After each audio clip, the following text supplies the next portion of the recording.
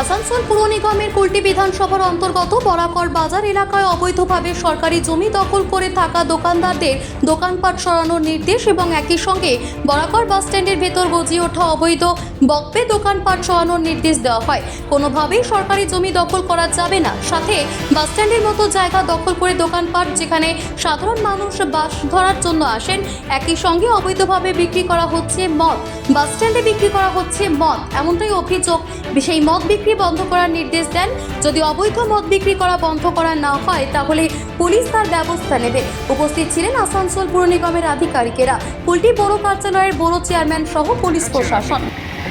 Video করেছি, ওরা ওইখানে অবৈধভাবে দোকান করেছে, সেগুলো আমার কাছে রেকর্ড করা। কয়েকদিন আগে আপনাদের একটা ফেসবুকেও ভাইরাল হয়েছিল ব্যাপারটা, তো কীভাবে দেখছেন এই ব্যাপারটা? বড় করে ওপেনভাবে এরকম বাস স্ট্যান্ডে বিক্রি এটা মানা যায় না।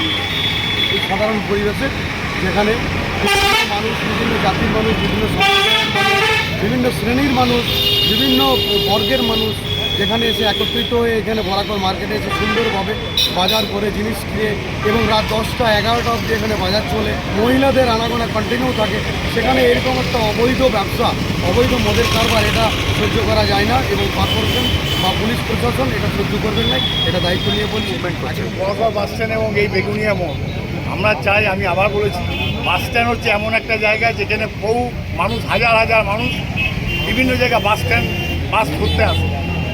এই বাস স্ট্যান্ডে আমরা দেখছি বহু মানুষ ইললিগেলভাবে বিভিন্নভাবে জায়গাটা দখল করে দোকান করেছে এবং যদি কেউ ছোটো ছোটো সাইডে দোকান করে থাকে, যদিও আমাদের এখানে কোনো দোকানে প্রপোজাল নেই, তবুও সাইডে যদি ছোটো দোকান থাকে, কেউ করে থাকে, আমরা তাদেরকে বলেছি তোমরা জিনিসপত্র আনো, জিনিসপত্র নিয়ে চলে যাও।